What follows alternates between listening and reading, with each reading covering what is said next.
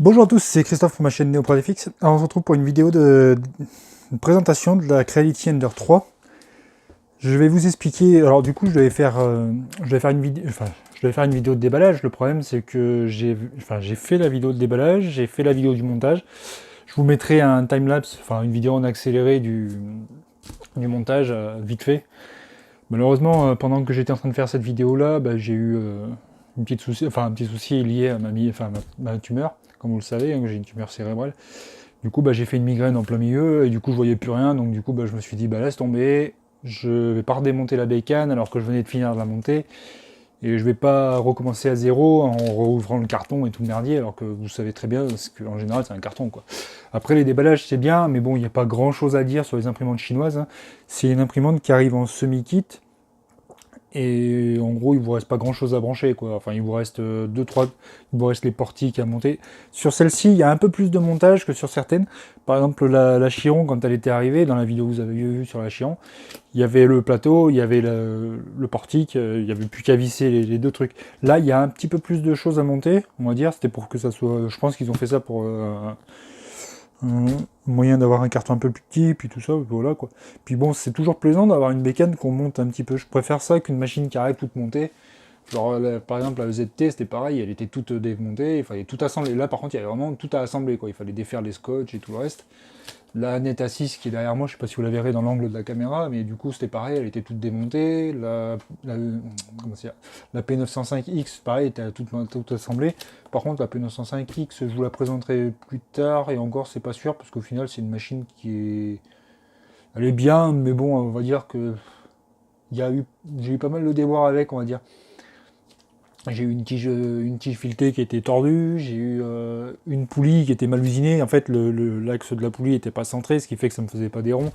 Enfin, j'ai dû acheter d'autres accessoires et tout. Au final, je me suis dit, je vais la mettre de côté pour l'instant et puis je la retravaillerai plus tard. Du coup, je vais prendre pas mal de pièces sur la P905X pour monter une autre bécane qui sera à part. Et puis voilà quoi. Je vais récupérer le plateau, je vais récupérer les axes qui sont propres. Enfin, je veux dire, voilà quoi. C'était au final. Bon, après, je ne l'ai pas payé cher à l'époque. Donc ça va. Donc là, je vais pas m'étendre sur un monologue sur le reste. Donc je vais vous présenter la Ender 3. Et c'est pas la version pro, hein, c'est la version de base. Et si un jour j'arrive à mettre la main sur une Ender 3 Pro, je vous ferai une vidéo comparative de qu'est-ce qui change et qu'est-ce qui vaut le coup ou pas.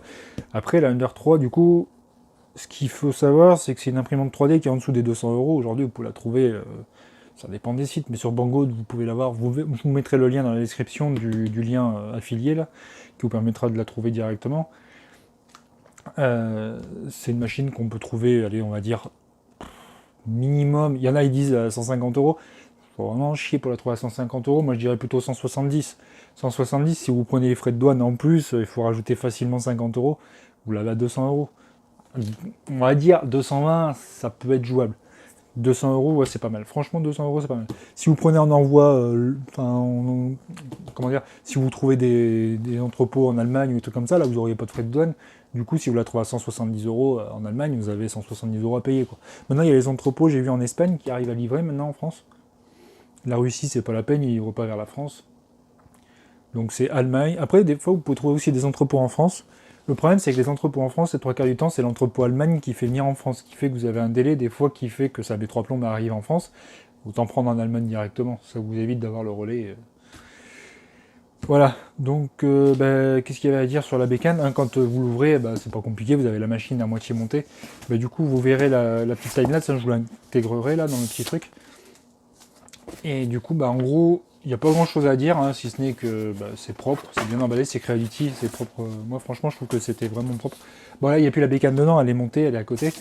Je vais vous la montrer direct après. Donc, on a le certificat de qualité, de contrôle qualité, hein, qui dit comme quoi elle est validée. Il y a la petite carte de garantie. Hein, ça vous permet de. C'est tout écrit en chinois, de toute façon. Enfin, il y a un côté en chinois et un côté en anglais. Après, il n'y a rien écrit dedans. Il n'y a pas le. Ça, c'est à vous de rentrer vos infos et tout le merdier. Et puis, ça vous permet de la garder de côté, d'avoir le numéro de série de votre bécane. Ça peut être. C'est comme vous avez un problème, par exemple, vous avez un plateau qui est pas droit ou des trucs comme ça. Il y a des vendeurs sur AliExpress, par exemple, qui vendent. Moi, j'utilise beaucoup AliExpress. Quand vous avez une bécane qui a un souci, vous entrez en contact avec le vendeur. dans les messageries de la commande que vous avez passée. En général, les 3/4 du temps, ils vous renvoient la pièce. Franchement, vous payez juste les frais des frais de transport. Je me souviens, c'était sur la Annette, j'avais eu la carte mère qui avait cramé, ils m'en ont renvoyé une, j'ai juste eu à payer 6 € de frais de transport, parce que oui, il faut payer les frais de port. La garantie, ça marche sur les pièces, mais les frais de port, il faut les payer.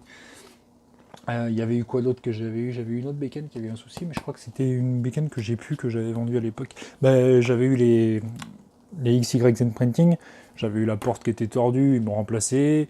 J'avais eu... Non, c'est même pas la porte qui était tordue, il y avait un petit picot sur la charnière de la porte qui était cassée, et ils m'en ont renvoyé une toute neuve. Et là par contre, j'ai rien payé du tout, c'est eux qui ont pris à leur charge. C'était par UPS en plus, c'était pas mal. Mais ce que je veux dire, c'est que faut pas hésiter, hein, quand vous avez un souci sur votre bécane, s'il y a un truc qui vous paraît qui va pas, si c'est un souci que ça vient pas de vous, si vous cassez une pièce, malheureusement c'est pas pour une garantie et c'est de votre faute. Si après vous avez de la mauvaise foi, ça c'est votre problème. Mais si jamais par contre c'est une pièce sur la bécane qui s'est cassée pendant l'utilisation normale de la bécane, hein, je veux dire si c'est une carte mère qui crame, un relais qui crame ou un truc comme ça c'est pas de votre faute. Ça peut venir d'un souci de soudure qui a été mal faite, un problème d'usine qui a été mal fait, enfin bref, je veux dire. Là, vous partez gagnant, quoi. Vous allez dire au vendeur que voilà, il y a un souci, vous prenez une photo, vous envoyez la photo, et en général, il vous renvoie la pièce. Moi, ça a toujours été comme ça. Hein. Franchement, la garantie sur les bécanes, j'ai jamais eu de souci, même en Chine. Il y en a, ils parlent de services après-vente français, que c'est bien, que c'est bien. En Chine, il suffit juste de parler anglais. Vous prenez Google Traduction, vous tapez votre message en français, vous le traduisez, vous balancez ça aux Chinois. Eux, c'est pareil, vu qu'ils parlent chinois, ils vont le traduire le 3/4 du temps.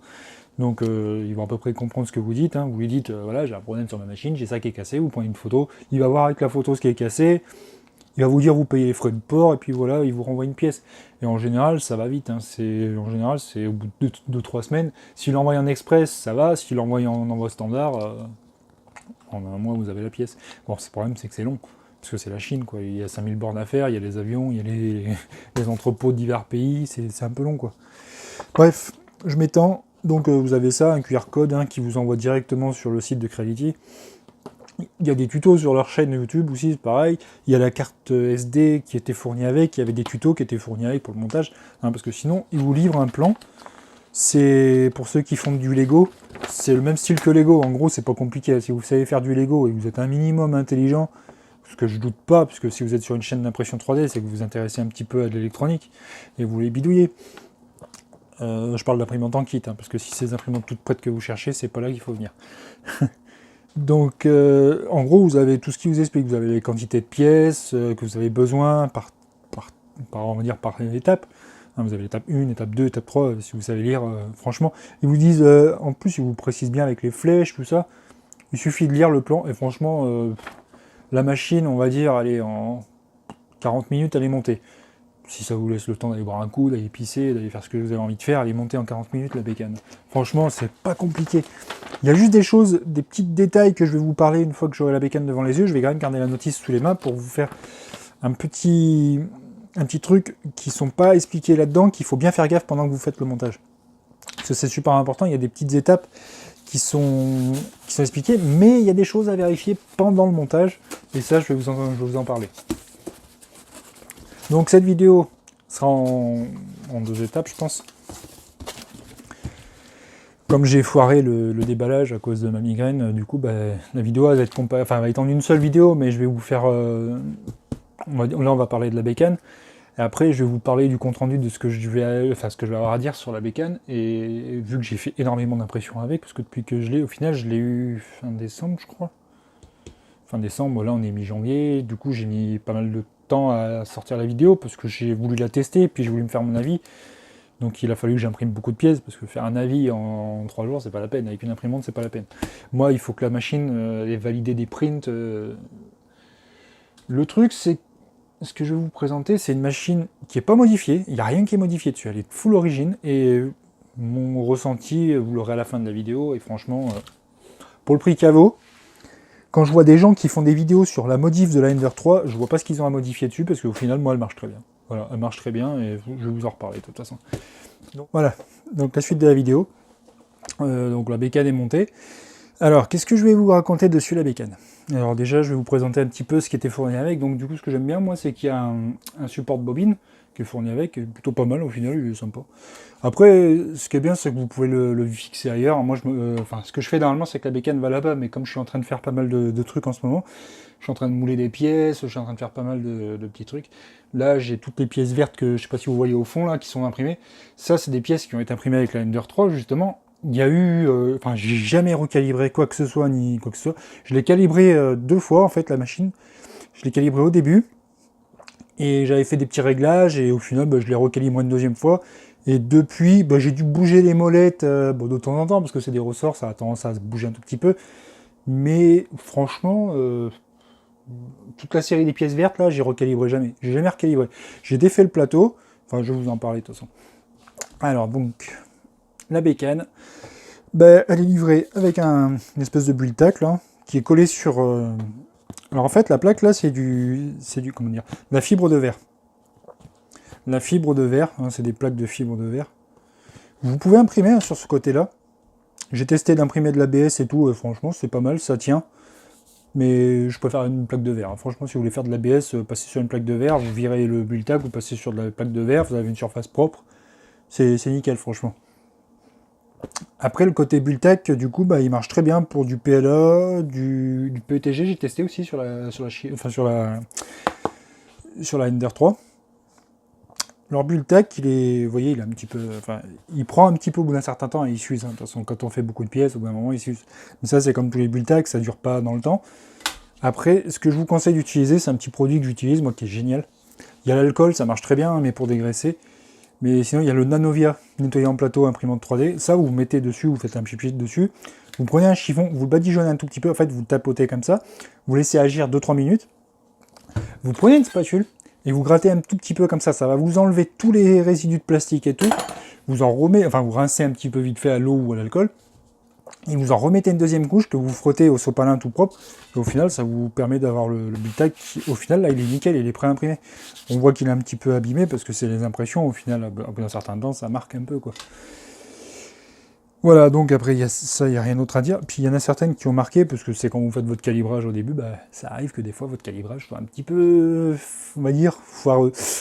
Mais après, sinon, là, ça n'a même pas gratté dedans. En fait, ça, c'était juste que l'impression, elle avait bien collé. Et voilà. Après, ce que j'adore sur ce bulle-tac, c'est le fait que du coup, comme il n'est pas collé au plateau, qu'on peut le défaire, quand vous avez une impression qui est terminée, vous faites ça, vous le pliez légèrement comme ça, et votre pièce se décolle, vous n'avez plus qu'à l'enlever, quoi. Ça me fait parler que la prochaine vidéo va vous intéresser, parce que c'est quelque chose que j'ai reçu pour la Ender 3, justement, et je vous en parlerai dans la prochaine vidéo. C'est une surface d'adhérence qui va vous intéresser, qui va vous plaire, je pense. Voilà. Donc si vous suivez mes vidéos, il n'y a pas de raison que ça vous plaise pas. Alors après, qu'est-ce qu'il y a à dire sur cette machine-là? Voilà, donc la Ender 3, il y a un petit extrudeur qui est sympa. C'est un corps en aluminium, mais par contre, il y a bien du PTFE qui va jusqu'au niveau de la buse. Hein. Mais sinon, leur extrudeur marche pas trop mal. J'ai jamais eu de bourrage avec, il a jamais bouché. Il y a le petit ventilo là qui est là, qui fait pas trop de bruit. De toute façon, je vais vous faire... De toute façon, je vais vous faire un petit test de bruit avec le décibelmètre là. Après, on va faire une petite... ça, c'est un wattmètre pour voir ce que ça consomme quand on lance une préchauffage de plateau chauffant.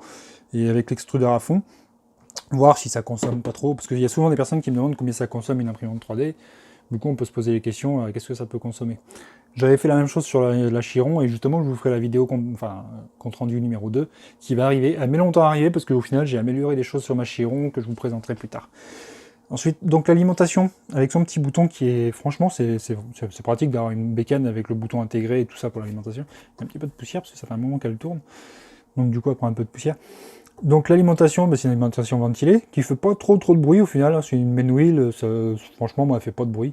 Elle fait un bruit standard de souffle, hein, mais bon, c'est une imprimante 3D, quoi.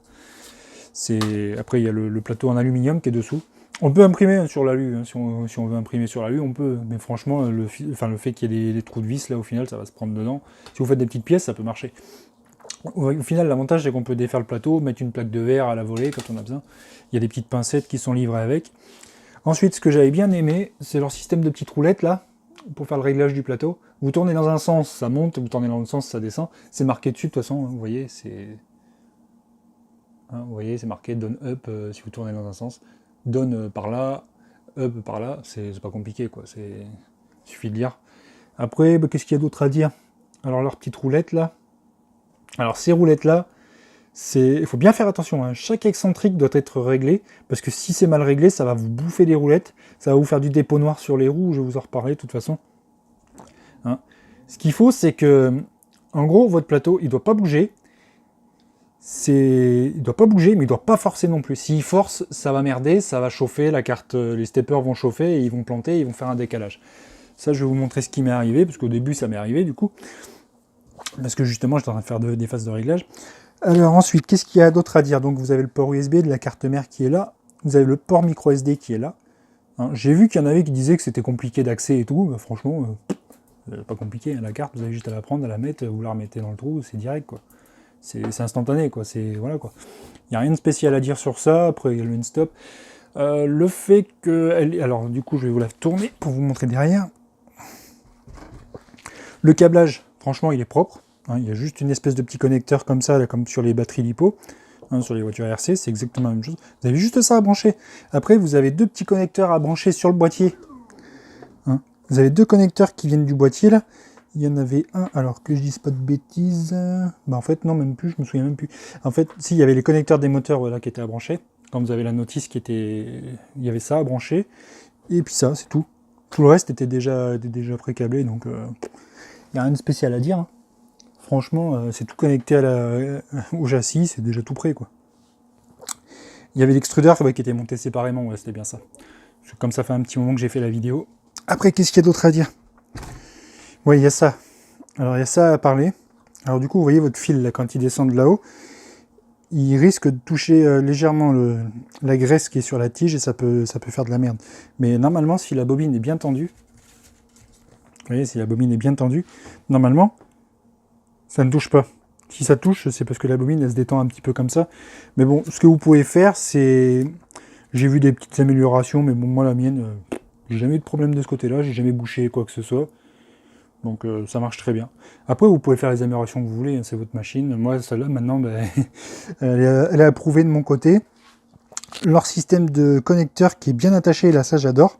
Hein, c'est d'origine. Au final, ça évite que le câble se pète sur la soudure. Et ça, c'est ce qui m'était arrivé sur la 6, justement. Le connecteur avait... En fait, c'est le connecteur qui avait fait cramer Ça avait fait un courant, enfin, ça avait fait un arc électrique ici. C'est remonté dans la carte électronique, ça a fait une surtension. Le relais, il a pété sur la carte électronique et sur la NSA6, ça a cramé. C'est ce qui m'avait fait péter la carte de la 6. Et au final, bah, ils m'ont renvoyé aussi un plateau chauffant, je me souviens à l'époque. Voilà. Alors après, qu'est-ce qu'il y a à dire? Bah, il y a un seul côté, enfin, il y a un seul moteur. Il y a un seul moteur qui fait monter l'axe Z. Et c'est là où c'est super important de bien régler vos... Vous voyez? L'axe Z, il doit pouvoir monter à la main. Vos excentriques, là, du coup, ce qu'il faut bien, c'est les régler, mais vraiment à la limite du serrage. En fait, vous serrez, enfin, ce que vous allez faire, c'est que vous allez voir, ça va nager, vous serrez, et si vous voyez que ça force, c'est que c'est trop serré. Votre roue, là, elle ne doit pas tourner, mais elle ne doit pas coincer non plus. En gros, vous devez pouvoir monter votre axe à la main, comme ça. Là, si je force, enfin là, vous voyez, j'appuie même pas. Je force même pas. Ça doit pouvoir faire ça, votre axe. Si ça fait ça, c'est que vous êtes bien réglé. Voilà, donc c'est parti, on va allumer la bécane. Donc, déjà, ce qu'on va faire, c'est que je vais vous faire un petit test auditif pour voir ce que ça donne à un niveau. Vous voyez, ça, si je me mets en face, bon ben là je parle parce que du coup ça fait monter le signal, mais en gros la bécane, si vous êtes à peu près ici, quand je parle plus,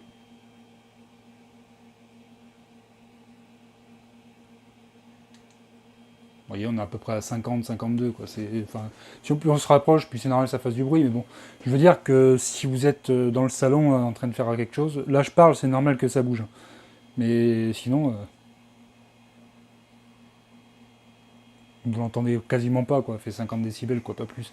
Et encore, là c'est juste le ventilateur actif. Hein. Du coup, après, je vais vous mettre avec le ventilateur de refroidissement de pièces, parce que c'est lui qui a tendance à faire le plus de bruit. Je vais même mettre un préchauffage, d'ABS. Comme ça, non seulement ça déclenche le ventilateur de l'alimentation derrière, ça déclenche celui de la carte mère. Et en même temps, ça va vous montrer la consommation que je vous ai mis sur, sur la petite caméra. Donc là, on est à 50 watts. Hein. On a 50 watts, on est en train de chauffer le plateau. Alors là, on chauffe l'extrudeur. J'ai pas mis la chauffe du plateau. On va faire une petite chauffe de plateau. On va lui mettre le bed, allez, on va dire 80, 90 même. On va mettre 90. Et on va regarder ce que ça donne. Donc là, bed 90, nozzle 240. Le ventilateur du côté est déclenché. En gros, on est à 60 décibels. Franchement, ceux qui me disent qu'elles font du bruit, bon là, il n'y a pas les moteurs qui tournent. Mais si on met les moteurs, je vais faire un auto-calibrage, on va voir. Enfin, un calibrage...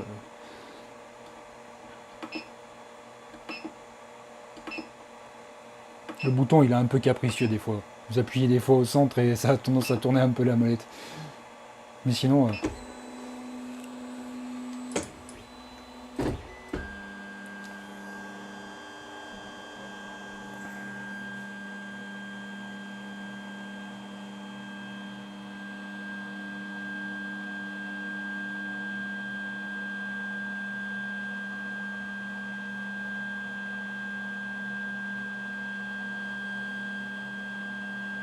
Franchement, ça fait un peu de bruit, mais bon, voilà, qu'on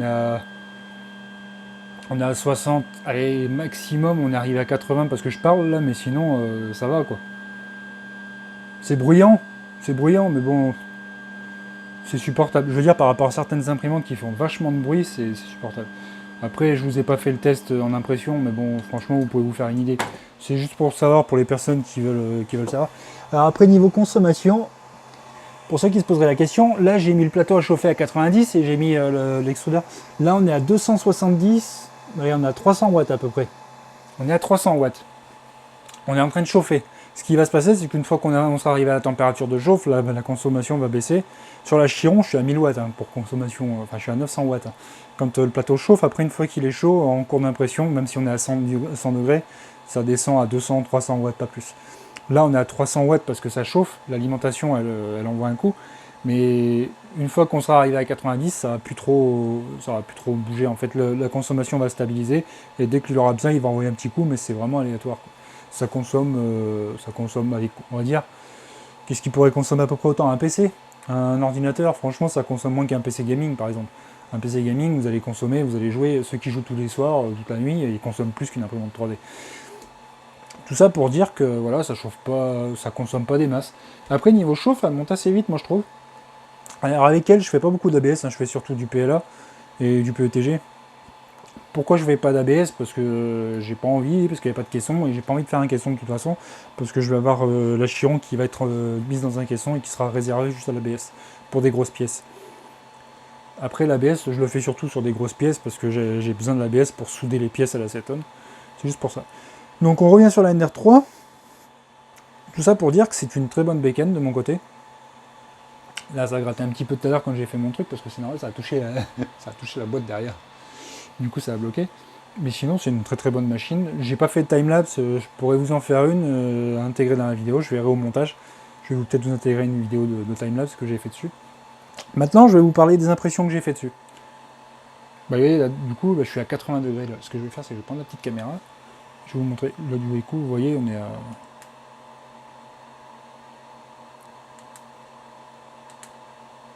Bah c'est pas compliqué, elle filme plus, il n'y a plus de batterie. Génial. Donc du coup, comme je disais, j'ai fait une petite coupure. Bah là on est à 87-88 degrés. Je l'ai mis tout à l'heure, vous avez vu, hein, je l'ai mis tout à l'heure. Franchement, j'ai même pas mis de coupure. Enfin là j'ai eu une coupure d'une seconde parce que c'était le temps que je prenne la petite caméra, il n'y a plus de batterie. Mais en gros, on est déjà à 90 degrés. On est à 90 degrés. J'attends que ça se stabilise à 92 pour la conso. Il n'y a plus de batterie sur la petite caméra. Donc du coup là on est à 93, 90. Voilà, la consommation, vous voyez, elle rechute. Là on repasse à 40 degrés. Parce que du coup il n'a plus besoin de chauffer en permanence. Ça va lui demander de temps en temps un petit... Vous voyez, ça remonte à 200. Mais en gros ça va faire ça tout le temps, quoi. Ça va jouer au yo-yo. Regardez, 70, 40. C'est en gros, on va dire 60 watts. En cours d'impression ça va être 60 watts. 60 watts en permanence et de temps en temps il y aura un petit pic. mais en gros, ça consomme pas des masses. Voilà. Donc du coup, ce que je vais faire maintenant, c'est que je vais vous parler des prints que j'ai fait avec, parce que c'est ça qui vous intéresse, je pense, la qualité des prints. Parce que au niveau mécanique, la bécane, moi j'ai rien à dire, hein. Franchement, elle est parfaite.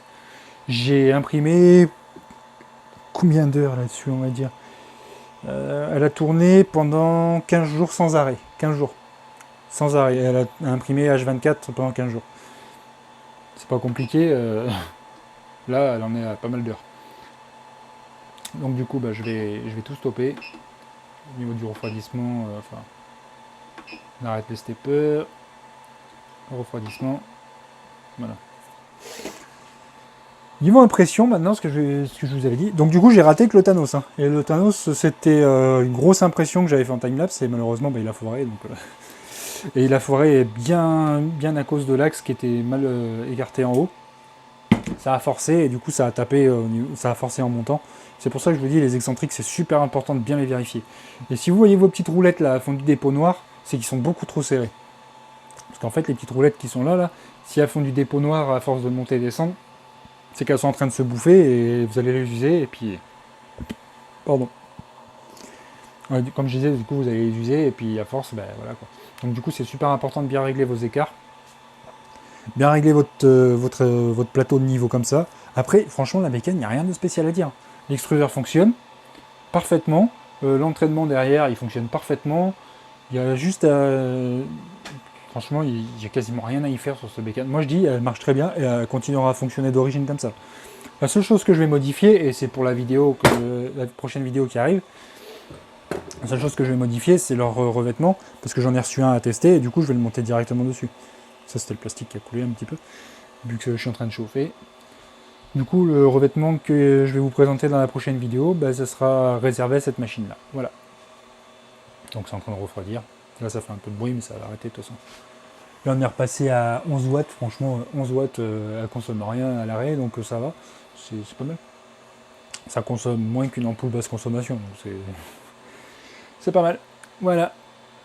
Donc on attend que ça soit passé sous la barre des 100 degrés. Surtout, on n'arrête jamais l'alimentation tant que l'extrudeur n'est pas refroidi, parce que sinon votre plastique il va gonfler dedans et ça va vous boucher vos extrudeurs. Ça c'est super important aussi. Quand une impression est terminée, ne pas arrêter l'alimentation tout de suite. Attendre que lui s'arrête.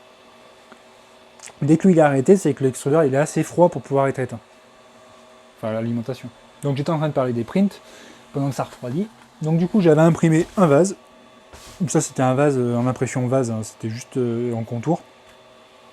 C'était en même temps pour vérifier que j'avais bien desserré les excentriques, que ça se redécale pas, et au final bah, ça me l'a réussi parfaitement, le vase, hein, il était nickel.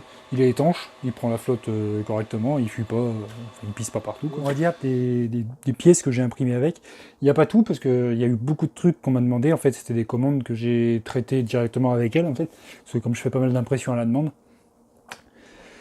pour des amis, pour des personnes qui ont besoin des fois des petites pièces, ou des fois des kits pour des imprimantes, enfin des petites pièces en plastique. Ouais, par exemple, on voyait les pièces vertes derrière, là c'est pour une Mandelmax. C'est la deuxième que je monte, parce qu'au final j'en ai eu une première qu'on m'a demandé. Au final, bah, elle est en bas dans l'atelier, parce que je suis en train de la finir, il y a pas mal de petites choses à finir. Bah, elle est dans l'autre atelier. Et du coup, bah, une Mandelmax noire et verte, et au final le vert fluo a plu à d'autres personnes, et du coup bah, ça c'est un autre kit qui doit partir. Lui par contre c'est juste le kit de pièces qui doit partir, et il a été fait avec elle. Là le kit il y en a pour 3 jours d'impression. 3 jours d'impression en comptant les coupures, parce qu'en fait il faut changer il faut vider le plateau, il faut remettre l'autre pièce à imprimer, enfin les autres pièces à imprimer. Je les ai imprimées, on va dire, en général c'était 5 par 5, je faisais des petits... En fait, je garnissais le plateau. Ce qui veut dire que la bécane est capable d'imprimer un plateau complet, en fait. Toutes les pièces vertes, il y en avait un maximum. Enfin, je remplissais le plateau. J'ai fait... Je crois qu'elle a fait... En tout, là, il y a 3 plateaux. 3 ou 4 plateaux. Je crois qu'il y a... Non, il y en a 4. Il y a 4 plateaux, on va dire, complets. 4 plateaux complets d'impression de pièces. C'est du PLA, vert fluo. C'est du PLA que j'avais eu par... je ne sais plus par qui je l'avais eu. Et franchement, il marche super bien, ce PLA. Donc là, on peut voir le Magnéti, hein, c'est un Pokémon. Là, le rond, faut pas faire gaffe, c'est moi qui ai fait au marqueur, parce que c'est pour me baser là où il va être, parce que je vais le peindre. Il faut d'abord que je finisse de le préparer tout propre. Donc on peut voir les petits écrous, je sais pas si vous allez bien les voir à la caméra. si elle fait bien l'autofocus. Les petits écrous, là, franchement, les filettages, je les ai fait sur Cinema 4D. Les vis, ça les a vraiment bien faites. Alors, la technique pour imprimer des vis comme ça, si vous voulez pas vous faire chier à faire du support, vous savez ce que vous faites? Vous coupez le chapeau, là, de la vis, le dôme, on va dire. Le dôme, en fait, vous le faites à plat.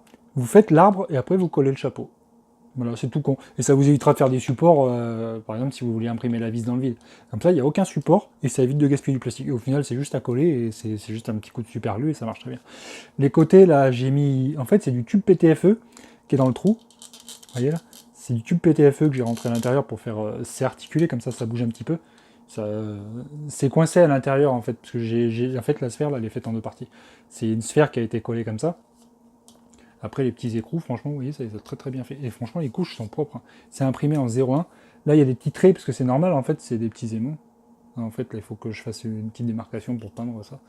Mais sinon, il n'y a pas beaucoup de boulot de ponçage. Hein. Franchement, c'est imprimé sans support. Il y a zéro support. Ça a été imprimé, comme ça. En fait, ça s'était posé comme ça sur le plateau. Hein, cette partie-là. Là. Ça a été imprimé comme ça. La sphère, elle a été imprimée en deux parties. Il y avait deux boules à coller, quoi. Et les petits écrous à part. Voilà. Ça a mis, je sais plus combien, je crois que ça a mis 10 heures à imprimer ça. Ça a mis 10 heures. En comptant le total hein, des parties. Il y a 4 heures pour celui-là, 4 heures pour celui-là. Il y avait... Non, c'est pas 10 heures que je raconte, j'ai une connerie. Parce que... Non, si, c'était bien ça. Parce que 4 heures, mais c'était pas un. J'ai fait les deux en même temps, là. Donc du coup, ouais, c'était ça. 4 heures, c'était ça. Et 6 heures pour la boule. Et après, les vis, les vis, je les avais fait. Bon, je les avais fait. Tu parles de vis, ça a mis quoi? Ça a mis 10 minutes par vis à imprimer.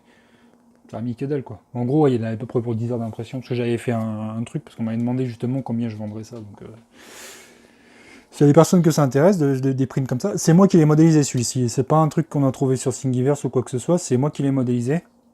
Le seul truc que j'ai imprimé que j'ai trouvé sur Thingiverse, là, c'était le Thanos et puis la théière. Sinon, ça, c'est mon design à moi. J'ai un autre truc à faire, pareil, s'il y a des personnes que ça intéresse, je ferai des tutos 3D hein, sur Cinema 4D. Moi, j'utilise Cinema 4D, mais après, s'il y en a qui veulent utiliser les mêmes bases pour faire des dessins sur d'autres logiciels, si ça vous intéresse de faire des modélisations comme ça, on modélise ça, on le découpe pour l'impression 3D et on l'imprime. Si ça vous intéresse, hein, vous me le direz en commentaire. Parce que oui, je lis vos commentaires aussi. Il y a beaucoup de personnes à qui je dois répondre à des questions qu'on m'a posées. Je ferai une FAQ parce que du coup, il y a beaucoup de questions que j'ai envie de répondre, que je peux pas répondre à chaque commentaire, parce que je pense qu'il y en a qui les lisent pas tout le temps. Donc là, il y a la théière. Là, vous voyez qu'elle brille, c'est du PLA, hein, c'est pareil. Elle a été imprimée avec des supports à ce niveau-là. Il y avait des supports qui tenaient le bec, là. Des supports qui tenaient au niveau de là. Il y avait un petit peu de support. Vous voyez qu'elle brille parce qu'en fait, je suis en train de tester le XTC 3D. Je suis en train de tester ça et je vous ferai une vidéo sur ça, parce que c'est super intéressant comme produit au final. Là, il faut que je finisse de la poncer et après, ma femme va la peindre, parce que c'était pour elle. Vous avez déjà vu la petite tasse que j'avais fait sur la EZT. Là, du coup, j'ai fait la théière. Hein, il y a le capot qui s'ouvre, hein, vous voyez, là, c'est propre. Il y a juste un petit peu de support qui a été fait sur ça, parce qu'en fait, là, ça l'avait imprimé comme ça et ça avait fait du support dans le creux. Du coup, je me suis amusé à les nettoyer. Il faut que je finisse de le poncer à la Dremel, tout propre. Il y a les petits pics là, mais là, du coup, les petits pics, ça les a un peu foirés, parce que c'est le XTC qui est un peu bavé. Vu que je testais pour la première fois, au final, je me suis dit, je vais tester. Sinon, elle est bien étanche, et au final, le bec, là, enfin, elle contient bien l'eau. Par contre, je vous déconseille de mettre du thé, parce que sinon, ça va fondre, hein, vu que c'est du PLA. Mais sinon, vous pouvez voir que ça fait vraiment des belles pièces, quoi. Après, je m'en sers pour faire mes pièces mécaniques, faire des essais. Là, les pics, ça, c'était imprimé, ça, c'est du PLA. C'est tout du PLA, de toute façon. Là, c'est du PLA. Il y avait ça. Hein, on peut voir que mon truc, là, il rentre parfaitement dedans. Ils sont collés, là, par contre. Ils sont collés. Il y a ça, il y a toutes les pièces vertes du coup, et puis après les autres trucs c'est des trucs que j'ai vendus, donc c'était des pièces qu'on m'a demandé. Mais sinon, pour dire, c'est une super bécane. Franchement, quand j'ai une impression rapide à faire, je démarre la EZT, je démarre la Ender. Les deux fonctionnent tout le temps. Là, la EZT c'est pareil, il n'y a plus de revêtement parce que je vais mettre exactement le même revêtement que je vais tester sur la Ender. Je vais tout passer en revêtement magnétique. Je vous fais un petit spoil, c'est un revêtement magnétique. Et la Neta 6, c'est pareil, elle va passer en revêtement magnétique. Au final, c'est vachement pratique, ça me permet de démonter les trucs quand j'ai besoin de souvent démonter les plateaux. C'est vachement pratique, ça évite de se faire chier à défaire les pincettes à chaque fois ou à décoller. Elle, là-bas, elle était fournie avec un truc autocollant, mais au final, c'est chiant, quoi, un truc autocollant. Il n'y a que la Chiron qui restera avec son ultra base. Donc voilà. Petite présentation de la Ender 3, hein, que j'espère vous aura plu. Si vous avez d'autres questions sur la NR3, n'hésitez pas à me les poser en commentaire, je vous répondrai. Si vous avez des questions. Niveau des réglages, il est possible qu'il y en ait qui me demandent les réglages que j'utilise. Je suis toujours sur répétier, hein, j'utilise répéter Slicer, j'utilise pas Cura, et j'utilise pas, comment ça s'appelle, Simplify, parce que Simplify, j'ai pas envie de foutre 150 balles dans un logiciel, et j'ai pas envie de me faire chier le craquer. Parce que les logiciels que j'utilise, ce sont des logiciels en général qui sont fournis avec des licences open source. Sauf Cinema 4D, mais Cinema 4D c'est pas pareil. On m'a offert une licence Cinema 4D parce que j'étais en formation professionnelle de Cinema 4D et ça fait 7 ans que j'utilise. Du coup, j'ai obtenu une licence, on va dire, c'est une licence éducative, je sais plus comment ils appellent ça là, qui me permet d'utiliser légalement quoi. C'est pas une version craquée. Je suis pas, enfin, j'utilise dans les 3 quarts du temps, sinon c'est le logiciel gratuit que j'utilise, c'est le logiciel open source. Donc c'est pour ça que j'utilise Repetier, Slicer. Cura c'est très bien, hein, mais je suis habitué à Slicer, ça fait depuis 2012 que j'imprime avec Slicer, donc j'ai tout mon listing de réglages que j'ai sur toutes mes bécanes. J'ai des réglages de Prusa, j'ai des réglages de Mandelmax, j'ai des réglages de Chiron maintenant, de ZT, de Ender. J'ai mon panel de réglages qui sont prévus pour Slicer. Et au final, j'aime bien Slicer parce que j'y suis habitué. Il y en a, ils vont me dire, tu peux pas créer différents trucs, t'as pas des plugins ou des machins comme ça. Slicer commence à bien s'améliorer et maintenant il y a un système pour couper les pièces. On peut même faire des profils par couche. Si on veut que ça remplisse à 30%, 40%, 10%, Slicer l'intègre dedans. Il faut bien regarder dans le nouveau Slicer, il y a tout qui est dedans. Les supports, moi en général, je fais pas des supports via les logiciels d'impression. Sauf pour lui, j'avais fait les supports là-dedans parce que je voulais pas me faire chier à créer mes supports.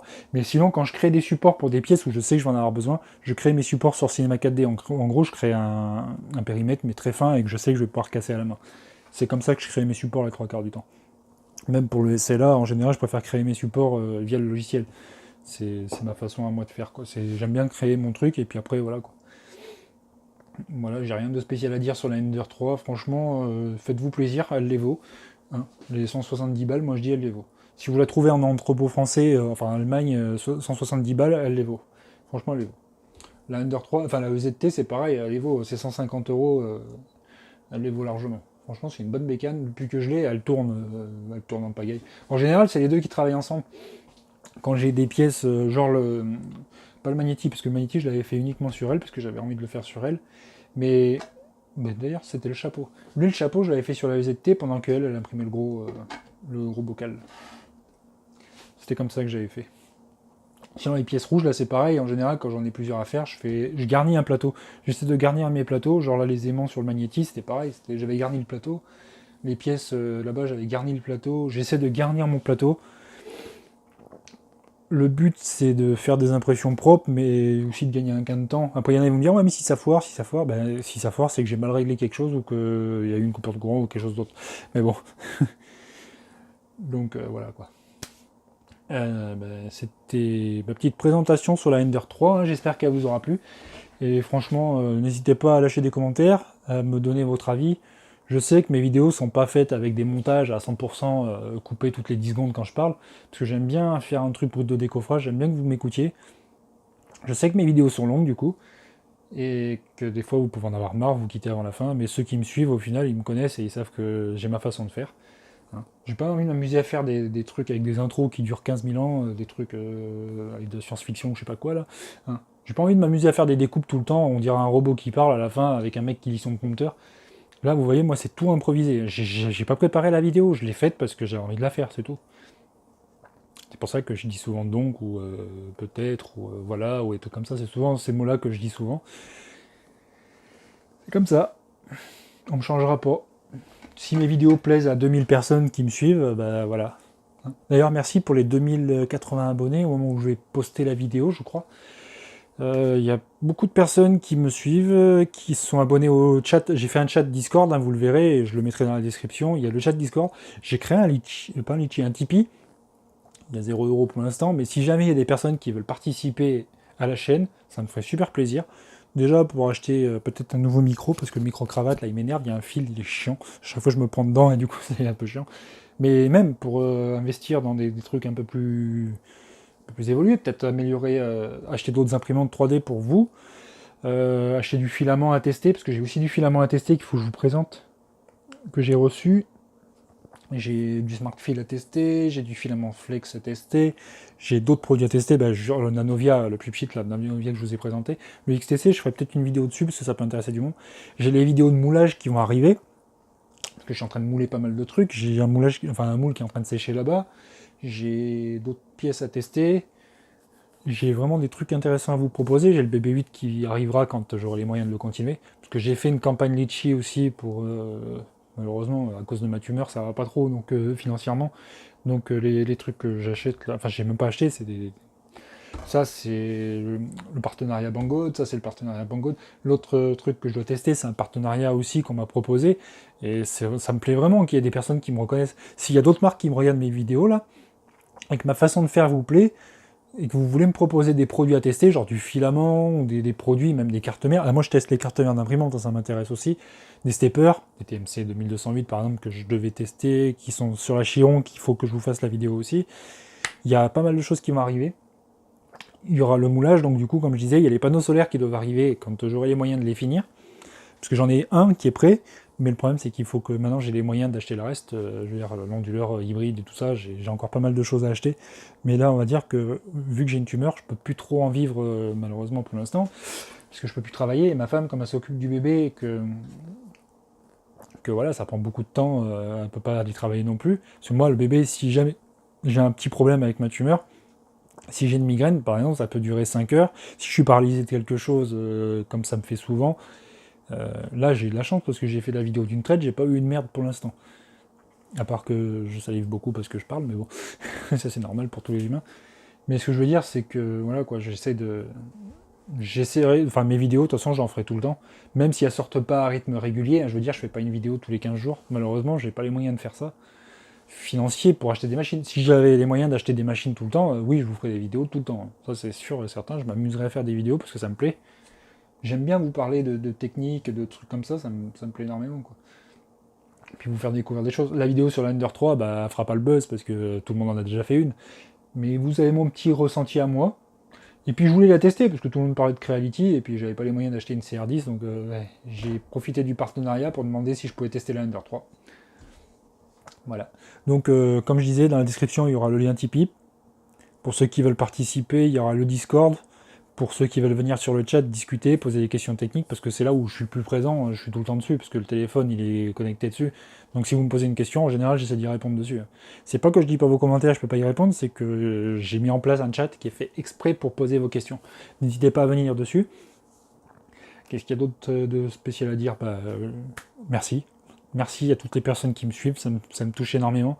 Il y a des personnes qui ont donné sur la campagne Litchi que j'ai fait, la cagnotte, qui ont donné dessus, qui me connaissent pas personnellement, mais qui me connaissent via ma chaîne YouTube et qui nous ont donné et nous ont aidé pas mal.